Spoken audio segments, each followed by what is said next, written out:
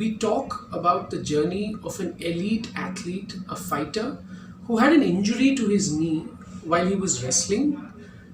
In the course of this injury, he developed pain in his knee and a feeling of something catching when he bends his knee beyond a certain degree. Because of this, he wasn't able to perform at the highest level. On investigating him, we found that he had a meniscus root tear. So, what does that essentially mean? That means this is our knee joint with a bone on top, a bone at the bottom, and a kneecap. Between the bone on top and bone at the bottom, there are two menisci or shock absorbers. In this case, our patient had an injury of the medial or the meniscus on the inside of the knee. All right. The meniscus is attached in front, at the side, and at the back to the bone. There are two attachments in front and back which are directly onto the bone. In this case, the meniscus came off from its attachment at the back.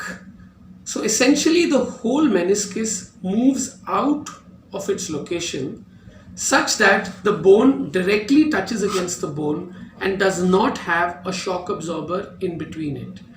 This is much like a pillow on your seat, which is attached in front, back, and at the sides. If the lining or the stitching comes out from the back, and every time you sit and push the seat forward, the cushion moves off from where it's supposed to be and the butt directly touches against the chair and does not have a cushioning under it. Same thing happens here. So what was done was, through keyhole or arthroscopic surgery, the attachment of the meniscus at the back of the knee was fixed back to its anatomical location through arthroscopic techniques so that the whole meniscus comes back into the center of the knee and continues to act as a shock absorber.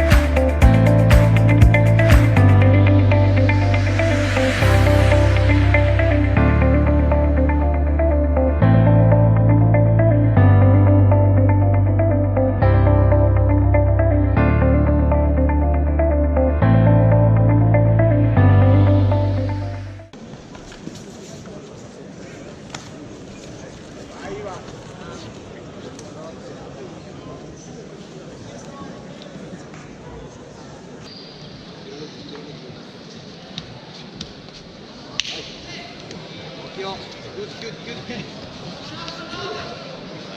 Go. Right side.